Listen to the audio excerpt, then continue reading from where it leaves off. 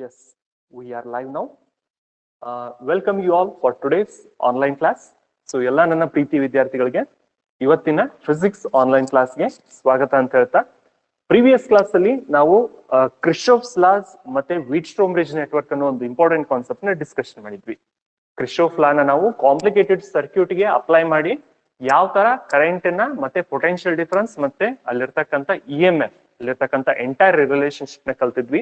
ಅದನ್ನ ಯುಟಿಲೈಸೇಷನ್ ಮಾಡ್ಕೊಂಡು unknown resistance ಕಂಡುಹಿಡಿಯಕಂತೇಳಿ ಅಥವಾ ಅಲ್ಲಿರ್ತಕ್ಕಂಥ ಬ್ಯಾಲೆನ್ಸಿಂಗ್ ಕಂಡೀಷನ್ ನ ಡಿಟರ್ಮಿನೇಷನ್ ಮಾಡಕಂತೇಳಿ ವೀಟ್ಸ್ಟ್ರೋಮ್ ಬ್ರಿಡ್ಜ್ ನೆಟ್ವರ್ಕ್ ಅನ್ನ ಯಾವ ತರ ಡಿರೈವ್ ಮಾಡೋದು ಅನ್ನೋದನ್ನ ತಿಳ್ಕೊಳ್ತಾ ಹೋಗಿದ್ವಿ.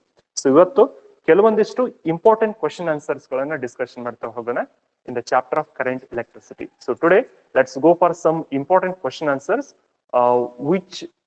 which were asked in the previous year question paper about the chapter of current electricity. So hagadre one by one discussion ಮಾಡ್ತಾ ಹೋಗೋಣ what type of questions they asked in the previous year question paper. So ಮೊದಲು previous class ಅಲ್ಲಿ ನಾನು ನಿಮ್ಗೆ ಹೇಳಿದ್ದೆ electric current ಅನ್ನೋ concept ನ ಬಗ್ಗೆ. The rate of flow of electric charges through a cross section of a conductor is called as the electric current ಅಂತ ಹೇಳಿ I is equal to Q by T ಅನ್ನೋ ಫಾರ್ಮುಲಾನ ನಾವು ಯೂಸ್ ಮಾಡ್ತೀವಿ. The rate of flow of electric charge ಅಂದ್ರೆ time ಅನ್ನ divide ಮಾಡ್ಕೋತೀವಿ ಯಾವ್ದ್ರಿಂದ charge ಇಂದ. Okay, the rate of flow of electric charge Q divided by T that is called as electric current ಅಂತ ಹೇಳ್ತೀವಿ. ನಿಮ್ಗೆ ಆಲ್ರೆಡಿ ಗೊತ್ತಿದೆ I is equal to Q by T ಅಂತ ಹೇಳ್ತೀವಿ.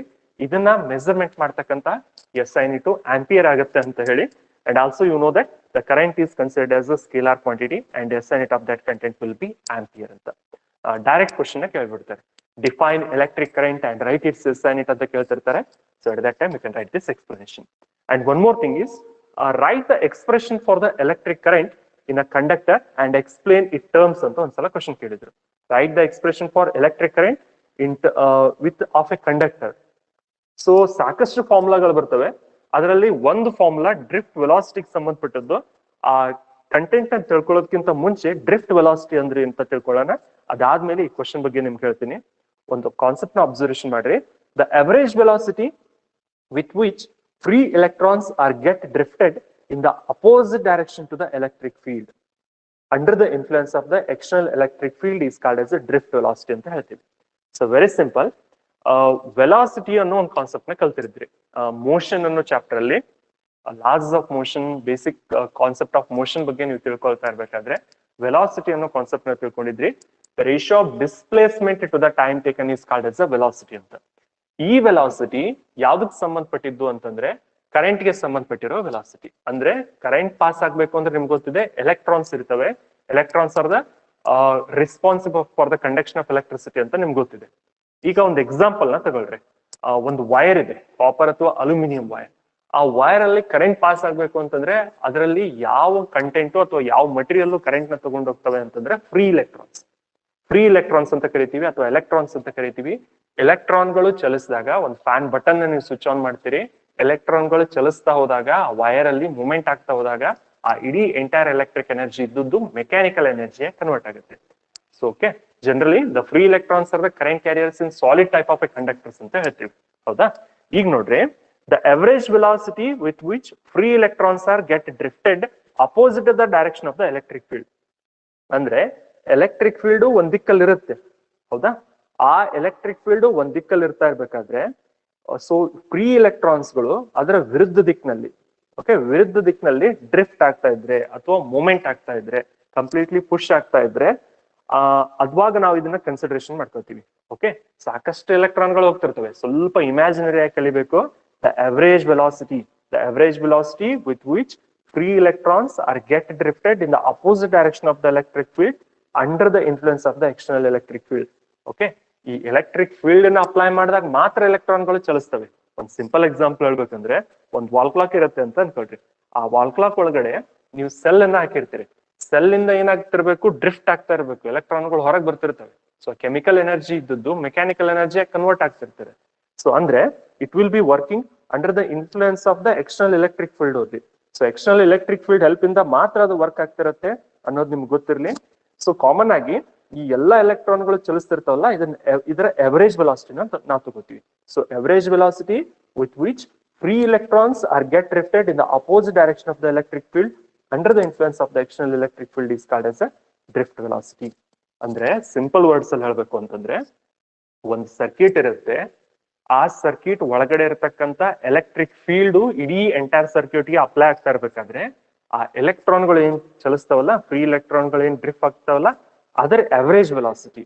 ಓಕೆ, ಮತ್ತೆ ಆ average velocity oppose direction of the electric field ಇರಬೇಕು ಅಂತ ಒಂದು ಐಡಿಯಲ್ ಇಮ್ಯಾಜಿನರಿ ಕಾನ್ಸೆಪ್ಟ್ ನ ನಾವೇನಂತ ಕರಿತೀವಿ ಅಂತಂದ್ರೆ ಡ್ರಿಫ್ಟ್ ವೆಲಾಸಿಟಿ ಅಂತ ಕರಿತೀವಿ.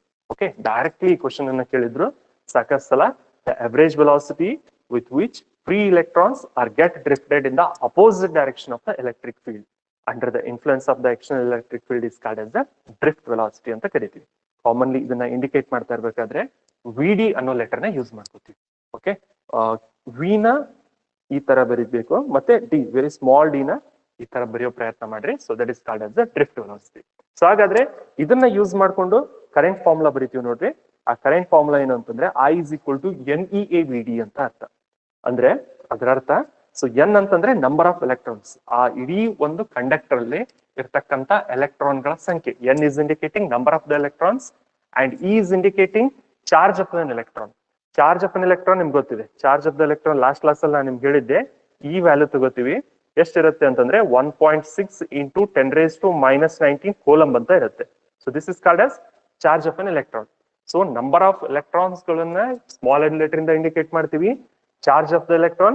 ಮತ್ತೆ ಎ ಅಂತಂದ್ರೆ ಏರಿಯಾ ಆಫ್ ಕ್ರಾಸ್ ಸೆಕ್ಷನ್, ಅಲ್ಲಿರ್ತಕ್ಕಂಥ ವಿಸ್ತೀರ್ಣ, ವೈರ್ನ ವಿಸ್ತೀರ್ಣ ಅಥವಾ ಒಂದು ವಾಹಕದ ವಿಸ್ತೀರ್ಣ ಅಂತ ಹೇಳ್ಬೋದು. The area of a conductor ಅಂತ ಹೇಳ್ಬೋದು. And VD is indicating the drift velocity of that material. So ಇದೆಲ್ಲದನ್ನು ಪ್ರೊಡಕ್ಟ್ ಮಾಡಿದಾಗ ಕೂಡ ನಮ್ಗೆ ಕರೆಂಟ್ ಸಿಗುತ್ತೆ. So this is the relationship between the current and drift velocity. Write an expression for the electric current in terms of drift velocity ಅಂತ ಕೇಳಿದಾಗ you can use this formula. I is equal to NEAVD ಅನ್ನೋದು ಇದರ ಒಂದು formula ಆಗಿರುತ್ತೆ. Okay, ಈ question ಅನ್ನ ಕೇಳಿರ್ತಾರೆ, define drift velocity ಅಂತ ಸಾಕಷ್ಟು ಸಲ. ಸೊ ಅದನ್ನ ತಿಳ್ಕೊಂಡು ಅರ್ಥ ಮಾಡ್ಕೊಂಡು ಒಂದೆರಡು ಸಲ ಬರದ್ ತೆಗಿರಿ, it will become very easy. Okay, ಇದನ್ನ ಯೂಸ್ ಮಾಡ್ಕೊಂಡು ಇನ್ನೊಂದು ಕಾನ್ಸೆಪ್ಟ್ ನ ಇನ್ವೆನ್ಷನ್ ಮಾಡ್ತಾರೆ, ಅದನ್ನ ನಾವು ಮೊಬಿಲಿಟಿ ಅಂತ ಕರಿತೀವಿ. ಓಕೆ, ಮೊಬಿಲಿಟಿ ಅಂದ್ರೆ ಏನು ಹಾಗಾದ್ರೆ ಅಂತಂದ್ರೆ, ನೀವೇನ್ ಕನ್ಸಿಡರೇಷನ್ ಮಾಡಿದ್ರಲ್ಲ ಡ್ರಿಫ್ಟ್ ವೆಲಾಸಿಟಿಯಿಂದ, ಆ ಡ್ರಿಫ್ಟ್ ವೆಲಾಸಿಟಿನ ಎಲೆಕ್ಟ್ರಿಕ್ ಫೀಲ್ಡ್ ಇಂದ divide ಮಾಡೋದಷ್ಟೇ. So very simple. The ratio of magnitude of the drift velocity. Magnitude means value. The ratio of magnitude of the drift velocity, okay, to the electric field. ಇಲ್ಲಿ per ಅಂತ ಆಗಿದೆ. Actually, it is not per.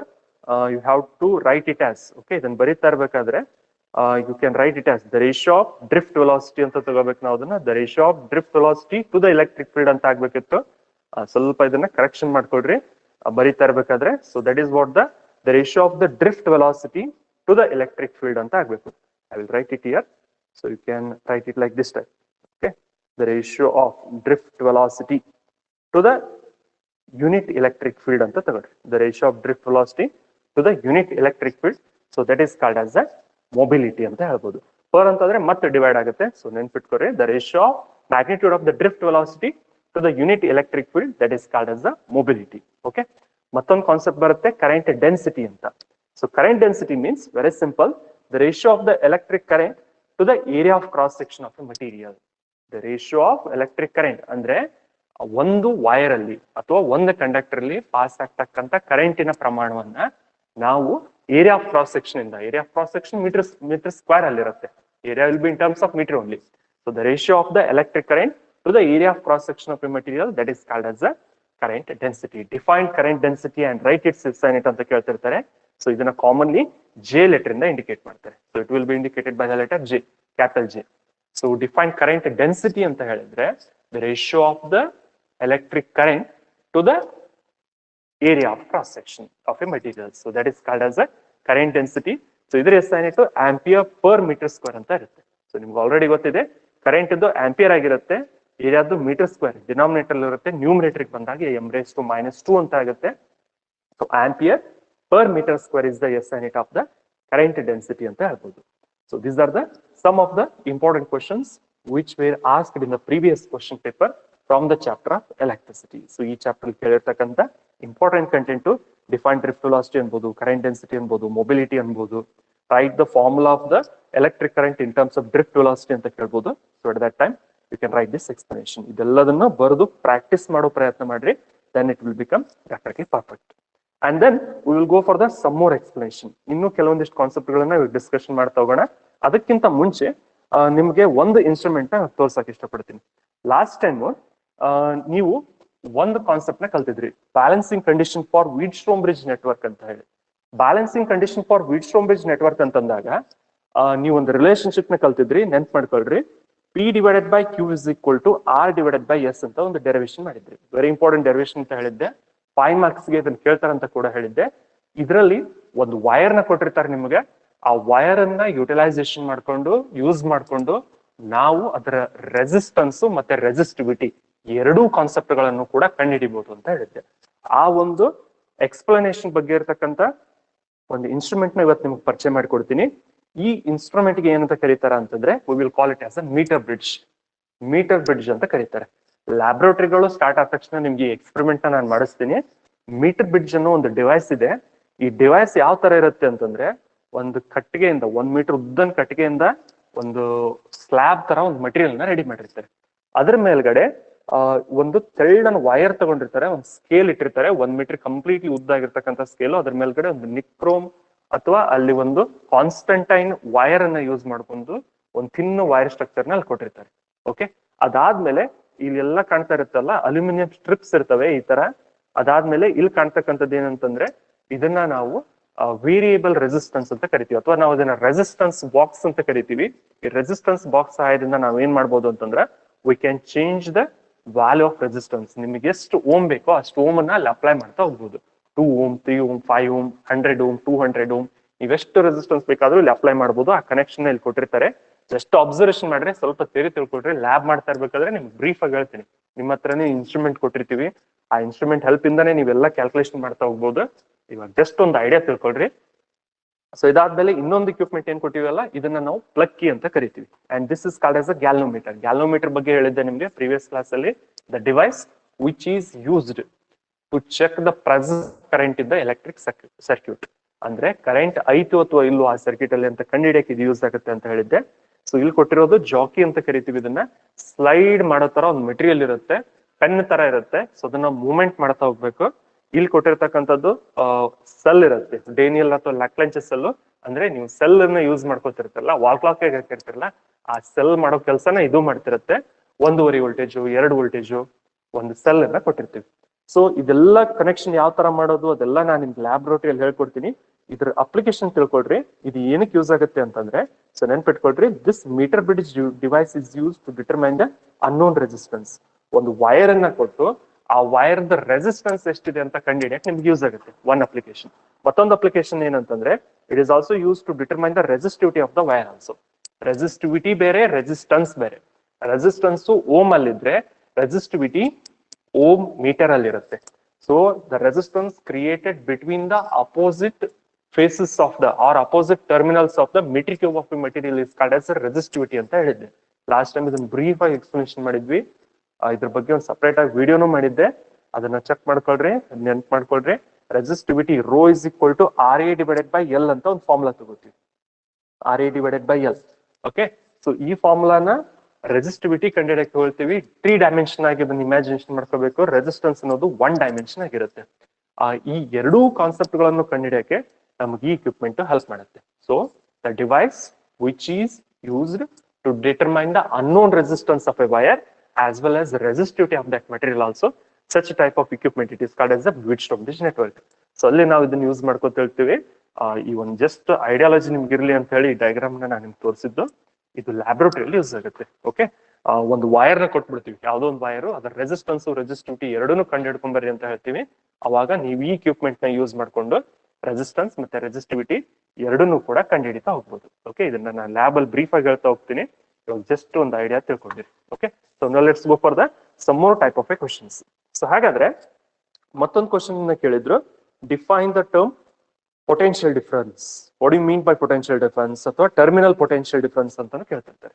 So terminal potential difference ಅಂದ್ರೆ ಏನು ಅಂತ ತಿಳ್ಕೊಳ್ಳೋಣ. Very simple, the potential difference across the terminals of a cell when cell is in the closer circuit. ಅಂದ್ರೆ ಈ ತರ ಒಂದು ಸೆಲ್ ನ ಇಮ್ಯಾಜಿನೇಷನ್ ಮಾಡ್ಕೊಳ್ರಿ. ಓಕೆ, ಇಲ್ಲೊಂದು ರೆಸಿಸ್ಟೆನ್ಸ್ ಇದೆ ಅಥವಾ ಬಲ್ಬ್ ಇದೆ ಅಂತ ಅನ್ಕೊಳ್ರಿ. ಓಕೆ, ಕ್ಲೋಸರ್ ಸರ್ಕ್ಯೂಟ್ ಆಗಿರುತ್ತೆ, ಯಾವುದೇ ಎಕ್ಸ್ಟರ್ನಲಿ ಪವರ್ ಆಗ್ಲಿ ಅಥವಾ ಎಕ್ಸ್ಟರ್ನಲ್ ಚಾರ್ಜ್ ಆಗ್ಲಿ ಹೋಗ್ತಿರಂಗಿಲ್ಲ. ಸೊ ಈ ತರ ಒಂದು ಕ್ಲೋಸರ್ ಸರ್ಕ್ಯೂಟ್ ಇರುತ್ತೆ. The potential difference across the terminals of a cell. ಇಲ್ಲೊಂದು ಟರ್ಮಿನಲ್ ಇದೆ, ಪಾಸಿಟಿವ್ ನೆಗೆಟಿವ್ ಟರ್ಮಿನಲ್ ಅಂತ ಇದೆ. ಈ ಎರಡೂ ಟರ್ಮಿನಲ್ಗಳ ಮಧ್ಯೆ ಕ್ರಿಯೇಟ್ ಆಗಿರ್ತಕ್ಕಂಥ potential difference. Okay, so closed circuit ಅಲ್ಲಿ ಎರಡೂ ಪೊಟೆನ್ಷಿಯಲ್ ಡಿಫರೆನ್ಸ್ ಪಾಯಿಂಟ್ ಗಳ ಮಧ್ಯೆ ಇರ್ತಕ್ಕಂಥ ಒಂದು ಇಮ್ಯಾಜಿನರಿ ಕಾನ್ಸೆಪ್ಟ್ ನ ನಾವೇನಂತ ಕರಿತೀವಿ ಅಂತಂದ್ರೆ ಟರ್ಮಿನಲ್ ಪೊಟೆನ್ಷಿಯಲ್ ಡಿಫರೆನ್ಸ್ ಅಂತ ಕರಿತೀವಿ. Potential difference across the terminals of a cell when cell is in the closed circuit. Open ಇರಬಾರ್ದು, ಕ್ಲೋಸ್ಡ್ ಆಗಿರ್ಬೇಕು. ಫಾರ್ ಎಕ್ಸಾಂಪಲ್, ನಿಮ್ ವಾಲ್ ಕ್ಲಾಕ್ ಒಳಗಡೆ ಹಾಕಿರ್ತಕ್ಕಂಥ ಸೆಲ್ ಕ್ಲೋಸ್ಡ್ ಸರ್ಕ್ಯೂಟ್. ಆ ಸೆಲ್ ಇಂದ ಏನಾಗ್ತಿರುತ್ತೆ, ಗಡಿಯಾರ ಮೂವ್ ಆಗ್ತಾ ಇರುತ್ತೆ. ಒಂದು ವಾಚ್ ಇದೆ ನಿಮ್ಮ ಹತ್ರ, ವಾಚ್ ಒಳಗಡೆ ಸೆಲ್ ಇರುತ್ತೆ, ಕಂಟಿನ್ಯೂಸ್ ಯೂಸ್ ಆಗ್ತಾ ಇರುತ್ತೆ. So that is called as terminal potential difference of a cell ಅಂತ ಹೇಳ್ಬೋದು. Okay, next one more concept is about the relaxation time. One of the ideal concept it is also. So the average time between the two successive collisions of free electrons. Collision ಅಂತ ಅಂದ್ರೆ ಒಂದಕ್ಕೊಂದು ಡಿಕ್ಕಿ ಹೊಡೆಯೋದು ಅಥವಾ ಒಂದಕ್ಕೊಂದು clash ಆಗೋದು ಅಂತ ಅರ್ಥ. The average time between the two successive collision of free electrons ಅಂತಂದ್ರೆ ಒಂದು ಕಂಡಕ್ಟಿಂಗ್ ಮೆಟೀರಿಯಲ್ ನ ಇಮ್ಯಾಜಿನೇಷನ್ ಮಾಡ್ಕೊಳ್ರಿ. ಆ ಕಂಡಕ್ಟಿಂಗ್ ಮೆಟೀರಿಯಲ್ ಅಲ್ಲಿ ಎರಡು ಎಲೆಕ್ಟ್ರಾನ್ಗಳು ಇರ್ತವೆ. ಓಕೆ, ಈ ಎರಡೂ ಎಲೆಕ್ಟ್ರಾನ್ಗಳು ಮೂವ್ಮೆಂಟ್ ಆಗ್ತಾ ಇರ್ಬೇಕಾದ್ರೆ ಒಂದ್ಕೊಂದು ಡಿಕ್ಕಿ ಹೊಡಿತು. ಸೊ ಆ ಡಿಕ್ಕಿ ಹೊಡೋದಕ್ಕಿಂತ ಮುಂಚೆ ಅಥವಾ ಕೊಲಿಷನ್ ಆಗೋದಕ್ಕಿಂತ ಮುಂಚೆ ಸಿಕ್ಕಿರ್ತಕ್ಕಂಥ ಒಂದು ಟೈಮ್ ಅನ್ನ, ಎವರೇಜ್ ಸರಾಸರಿ ಸಮಯವನ್ನ ನಾವೇನಂತ ತಗೋತೀವಲ್ಲ ಅದನ್ನ ಇಮ್ಯಾಜಿನರಿ ಆಗಿ ರಿಲ್ಯಾಕ್ಸೇಷನ್ ಟೈಮ್ ಅಂತ ಹೇಳ್ಬೋದು. Average time between the two successive collisions of free electrons, two successive collisions of the free electron, such type of thing is called as a relaxation time. Okay, ಇದನ್ನು ಕೂಡ define ಅಂತ ಕೇಳ್ತಿರ್ತಾರೆ, define relaxation time ಅಂತ explanation ಮಾಡ್ತಾ ಹೋಗ್ರಿ. Okay, ಇದ್ರ ಬಗ್ಗೆ ಇನ್ನೂ brief ಆಗಿ ನಾನು ನಿಮ್ಗೆ ಇನ್ ಅಪ್ಕಮಿಂಗ್ ಕ್ಲಾಸಸ್ ಅಲ್ಲಿ ಹೇಳ್ತಾ ಹೋಗ್ತೀನಂತೆ. ಸೊ ನೆಕ್ಸ್ಟ್ ಮತ್ತೊಂದು ಕ್ವಶನ್ ಕೇಳಿದ್ರು, what is the internal resistance of A ideal cell ಅಂತ.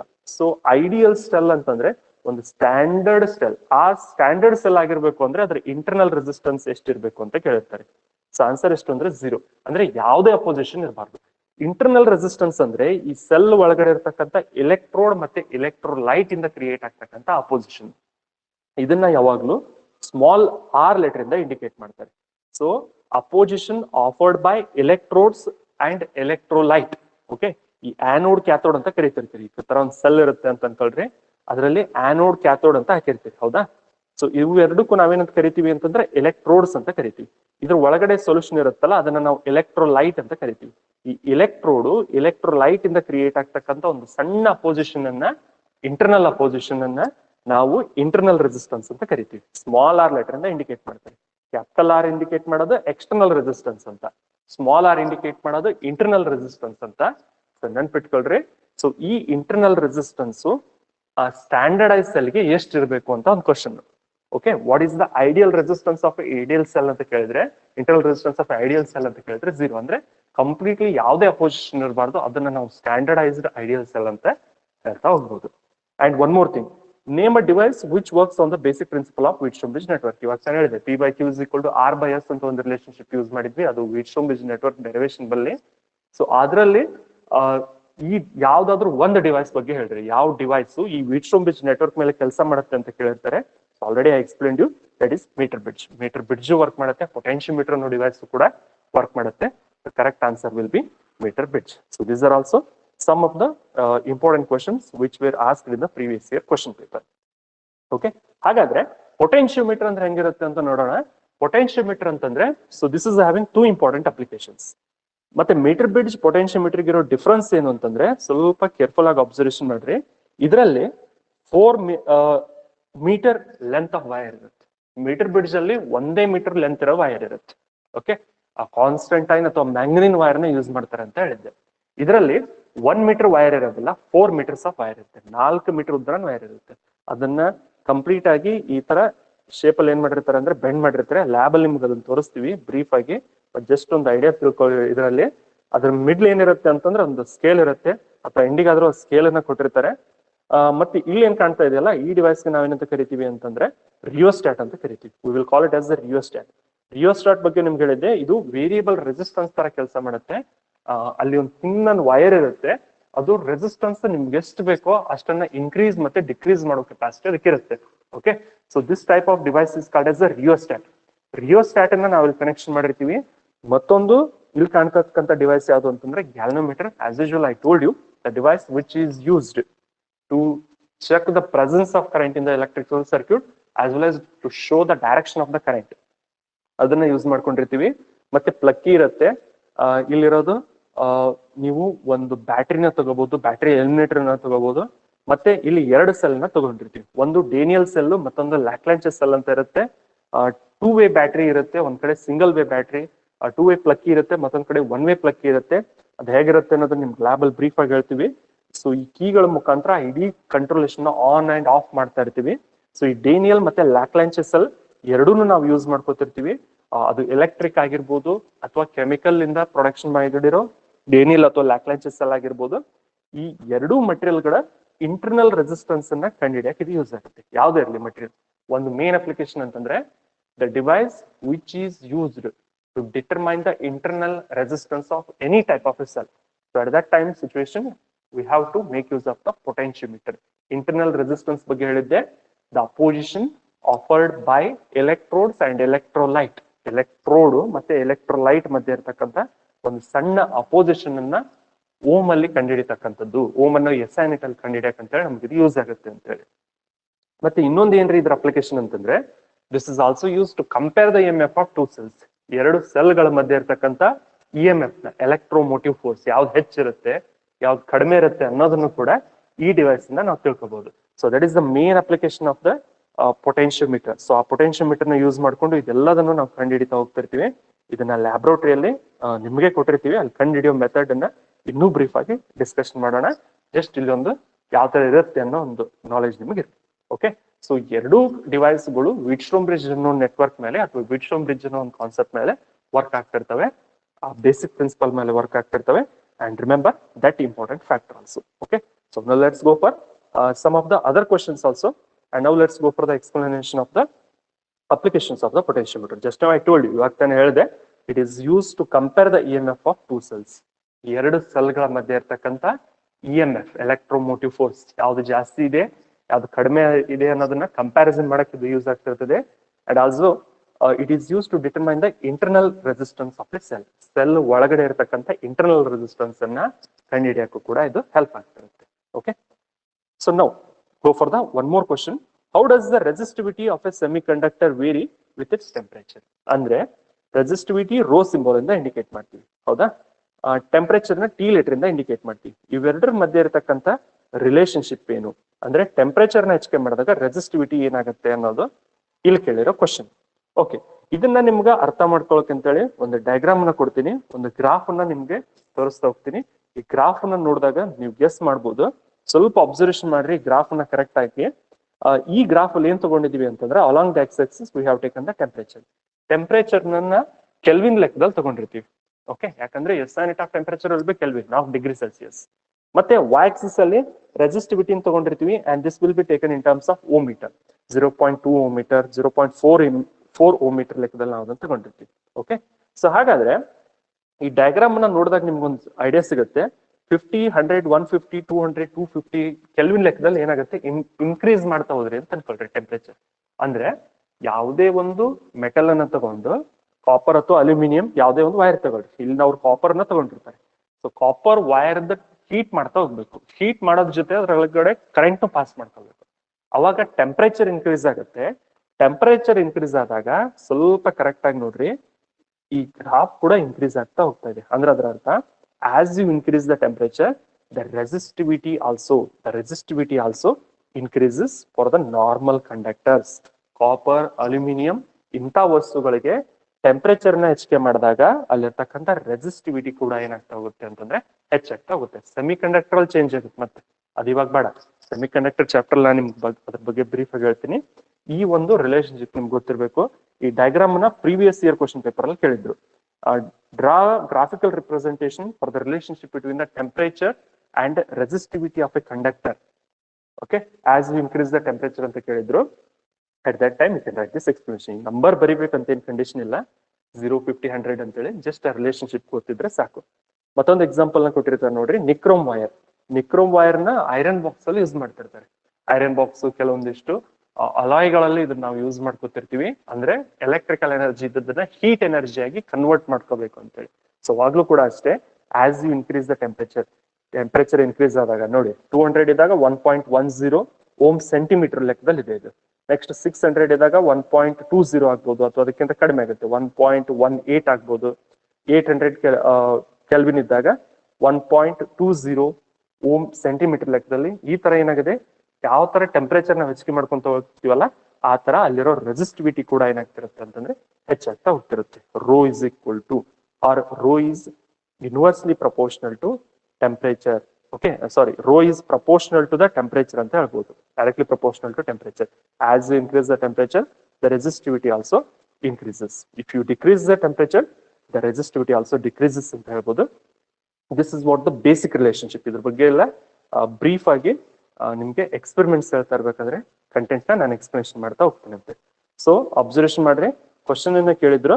The question was write the relationship or write the relationship between the resistivity of a semi conductor with temperature ಅಂತ ಕೇಳಿದ್ರು. But ಇಲ್ಲಿ semi conductor ನ ಕೇಳಿರ್ತಾರೆ. Conductor ಅಲ್ಲಿ directly proportionality ಇರುತ್ತೆ. Okay, conductor, normal conductor ಅಲ್ಲಿ.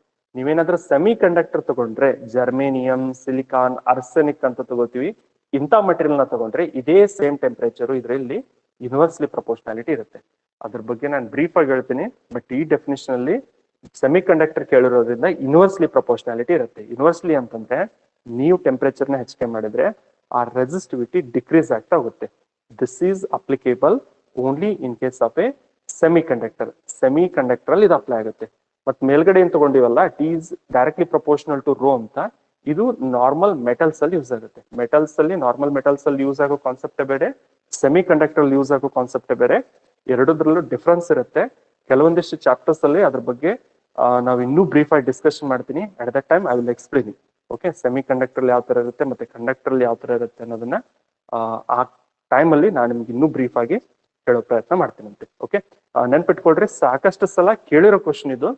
Right the relationship, write the relationship of a semiconductor, write the relationship of a temperature with respect to its resistivity. In case of conductor ಅಂತಾನು ಕೇಳಿರ್ತಾರೆ, and as well as in case of a semiconductor ಅಂತಾನು ಕೇಳಿರ್ತಾರೆ. So at that time you can write this type of a explanation. So ಎರಡನ್ನು ನೆನ್ಪಿಟ್ಕೊಂಡ್ರಿ. Okay, and now let's go for the one more type of explanation. So ಮತ್ತೊಂದು question ಅನ್ನ discussion ಮಾಡೋಣ. That is what the cell. Define cell ಅಂತ ಕೇಳ್ತಿರ್ತಾರೆ. What do you mean by cell ಅಂತ ಕೇಳ್ತಿರ್ತಾರೆ. ಈ symbolic representation clear ಆಗಿ ನಿಮ್ಗೆ ಕಾಣಿಸುತ್ತೆ. The potential difference across the terminals of a cell when it is in open circuit. Define the EMF of a cell ಅಂತ ಕೇಳ್ತಾರೆ. Cell ಇದೆ a very simple electronic device which is going to provide the necessary potential difference to the circuit ಅಂತ ಹೇಳ್ಬೋದು. Cell ಅನ್ನೋದು ಒಂದು electrical equipment ಆಗಿರುತ್ತೆ. ಆ equipment ಏನ್ ಮಾಡುತ್ತೆ ಅಂತಂದ್ರೆ ನೆಸೆಸರಿ ಪೊಟೆನ್ಶಿಯಲ್ ಡಿಫರೆನ್ಸ್ ಅನ್ನ ಪ್ರೊವೈಡ್ ಮಾಡುತ್ತೆ. ಅಂದ್ರೆ ಆ ಒಂದು ಸರ್ಕ್ಯೂಟ್, ಬಲ್ಬ್ ಇರಲಿ ಅಥವಾ ಯಾವುದೇ ಒಂದು ಮೆಟೀರಿಯಲ್ ಇರಲಿ, ಅದಕ್ಕೆ ಬೇಕಾಗಿರ್ತಕ್ಕಂಥ ಪೊಟೆನ್ಶಿಯಲ್ ಡಿಫರೆನ್ಸ್ ನ ಪ್ರೊವೈಡ್ ಮಾಡೋದು ಇದ್ರ ಕೆಲಸ. ಬಟ್ ನಮ್ question what you mean by EMF of a cell ಅಂತ ಹೇಳಿ, ಅಂದ್ರೆ electromotive force of a cell ಅಂತ ಕೇಳ್ತಿರ್ತಾರೆ. ಸೊ ಇದರ ಅರ್ಥ ಏನು ಅಂತಂದ್ರೆ the potential difference across the terminals of a cell. ಸೆಲ್ಗಳ ಮಧ್ಯೆ ಇರತಕ್ಕಂಥ ಪೊಟೆನ್ಶಿಯಲ್ ಡಿಫರೆನ್ಸ್ ವಿ, ಎಷ್ಟು ವೋಲ್ಟೇಜ್ ಬೇಕಾದ್ರೂ ಆಗಿರ್ಬೋದು. When it is in open circuit. Open circuit ಅಂತಂದ್ರಾಗ ಇಲ್ಲಿ ಏನು ಕನೆಕ್ಷನ್ ಇನ್ನೂ ಮಾಡಿರೋ ಹಾಗಿಲ್ಲ, ಅಂದ್ರೆ ಯಾವುದೇ ಕನೆಕ್ಷನ್ ಕೊಟ್ಟಿರಬಾರ್ದು, ಓಪನ್ ಆಗಿರ್ಬೇಕು. ಒಂದು ಸೆಲ್ ನ ಪರ್ಚೇಸ್ ಮಾಡಿ ತಗೊಂಡ್ಬಂದು ಹಾಗೆ ಆಸ್ ಇಟ್ ಇಸ್ ಇಟ್ಟಿರ್ತಾರೆ. ಆ ಸ್ಟೇಟ್ಗೆ, ಆ ಒಂದು ಬೇಸಿಕ್ ಸ್ಯಾಚುರೇಷನ್ ಸ್ಟೇಟ್ಗೆ ನಾವು EMF ಆಫ್ ಎ ಸೆಲ್ ಅಂತ ಕೇಳ್ತೀವಿ. ಅಂದ್ರೆ ಎಲೆಕ್ಟ್ರೋಮೋಟಿವ್ ಫೋರ್ಸ್ ಅಂತ ಕರಿತೀವಿ. EMF ಅಂತಂದ್ರೆ ಎಲೆಕ್ಟ್ರೋಮೋಟಿವ್ ಫೋರ್ಸ್ ಅಂತ ಹೇಳಿ. When no current is drawn from the cell, at this situation we are not going to draw any type of a current ಅಂತ ಹೇಳ್ಬೋದು. Okay, the potential difference across the terminals of a cell when it is in open circuit. Open circuit ಇದ್ದಾಗ ಅಥವಾ current ನ drawn ಮಾಡದೇ ಇದ್ದಾಗ ಇರ್ತಕ್ಕಂಥ state EMF ಆಗಿರುತ್ತೆ. ಅಕಸ್ಮಾತ್ ನೀವು ಕರೆಂಟ್ ನ ಡ್ರಾ ಮಾಡಿ ಒಂದು ಎಕ್ಸ್ಟರ್ನಲ್ ರೆಸಿಸ್ಟೆನ್ಸ್ ಅಪ್ಲೈ ಮಾಡಿದ್ರೆ ಅದನ್ನ ನಾವು ಟರ್ಮಿನಲ್ ಪೊಟೆನ್ಶಿಯಲ್ ಡಿಫರೆನ್ಸ್ ಅಂತ ಕರಿತೀವಿ. ಇವೆಲ್ಲ 1 ಅಥವಾ 2 ಮಾರ್ಕರ್ಸ್ಗೆ ಕೇಳ್ತಕ್ಕಂಥ ಇಂಪಾರ್ಟೆಂಟ್ ಕ್ವಶನ್ಸ್. ಇದೆಲ್ಲದನ್ನು ಒಂದ್ಸಲ ರಿವೈಸ್ ಮಾಡಿ ಬರ್ದಿಟ್ಕೊಳ್ರಿ, ಪ್ರಾಕ್ಟೀಸ್ ಮಾಡ್ರಿ. ಮೇಲ್ you have to practice this content. Okay, so about today's class we discussed about the variety of question about electrical current and the relationship of the drift velocity with respect to electrical current, and what do you mean by drift velocity anta kaltvi. Important question. Define mobility, current density andre ಏನು ಅಂತ ತಿಳ್ಕೊಂಡ್ರೆ. And also we discussed about the 2 important equipments today. One is called as a meter bridge. Meter bridge ಅಂದ್ರೆ ಏನು ಅಂತ ಗೊತ್ತಾಯ್ತು, ಯಾವ್ದಕ್ಕೆ ಅದು use ಆಗುತ್ತೆ, ಲ್ಯಾಬ್ರೇಟರಿಯಲ್ಲಿ ಅದನ್ನ ಏನಕ್ಕೆ ಯೂಸ್ ಮಾಡ್ಕೋತೀವಿ ಅಂತ ಗೊತ್ತಾಯ್ತು. And also we discussed about the one more important device, and that is called as a potentiometer. Potentiometer ಇದಕ್ಕೆ ಯೂಸ್ ಆಗುತ್ತೆ. ಇದರಲ್ಲಿರೋ ಮೇನ್ ಅಪ್ಲಿಕೇಶನ್ ಏನು ಅಂತ ತಿಳ್ಕೊಂಡ್ರಿ. And also we discussed about the other type of question also.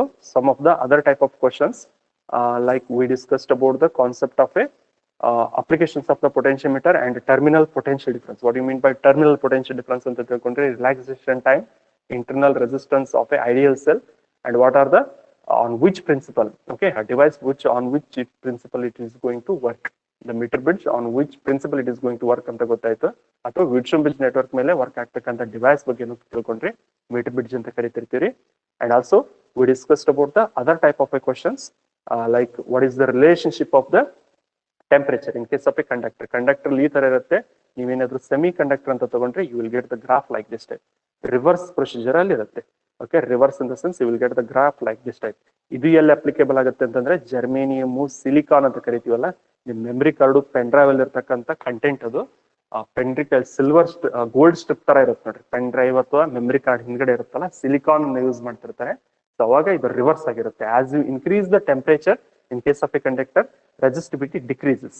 ಇಲ್ಲಿ temperature ನ ಹೆಚ್ಚಿಗೆ ಮಾಡ್ತಾ ಹೋದಂಗೆಲ್ಲ ರೆಸಿಸ್ಟಿವಿಟಿ ಏನಾಗುತ್ತೆ, ಕಡಿಮೆ ಆಗ್ತಾ ಹೋಗುತ್ತೆ. ಇನಿಷಿಯಲಿ ಜಾಸ್ತಿ ಇರುತ್ತೆ ಆ ರಿಲೇಶನ್ಶಿಪ್. ಮತ್ತೆ ನಾರ್ಮಲ್ ಮೆಟಲ್ಸ್ ಅಲ್ಲಿ as you increase the temperature of a conductor, its resistance increases ಅನ್ನೋದನ್ನ ತಿಳ್ಕೊಂಡ್ರಿ. That is also frequently asked question. ಅದನ್ನು ಕೂಡ ಸಾಕಷ್ಟು ಸಲ ಎಕ್ಸಾಮ್ ಅಲ್ಲಿ ಕೇಳಿರ್ತಾರೆ. And also we discussed about what do you mean by EMF of a cell. Bari cell alla EMF of a cell idu. And also the relationship of a semiconductor with respect to temperature and application of the potentiometer. ಇದೆಲ್ಲದನ್ನು note ಮಾಡ್ಕೊಂಡು revise ಮಾಡ್ತಾ ಹೋಗ್ರಿ. These are what the some of the important questions which were asked in the previous year question paper. ಇದೆಲ್ಲದನ್ನು practice ಮಾಡ್ರಿ ಅಂತ ಹೇಳ್ತಾ, ಹಳೆಯದನ್ನ ಬರೆದು revise ಮಾಡ್ರಿ. ವಿಡ್ಸ್ಟೋನ್ ಬ್ರಿಡ್ಜ್ ನೆಟ್ವರ್ಕ್ ಕೂಡ ಒಂದು 4 ತರ ಬರುತ್ತೆ ತೆಗಿರಿ. ವೆರಿ ಇಂಪಾರ್ಟೆಂಟ್ ಕ್ವಶನ್ ಅಂತ ಹೇಳ್ತಾ ಇವತ್ತಿನ ಕ್ಲಾಸ್ ಅನ್ನ ಎಂಡ್ ಮಾಡ್ತೀನಿ. Practice it more and thanks for your time. Have A nice day.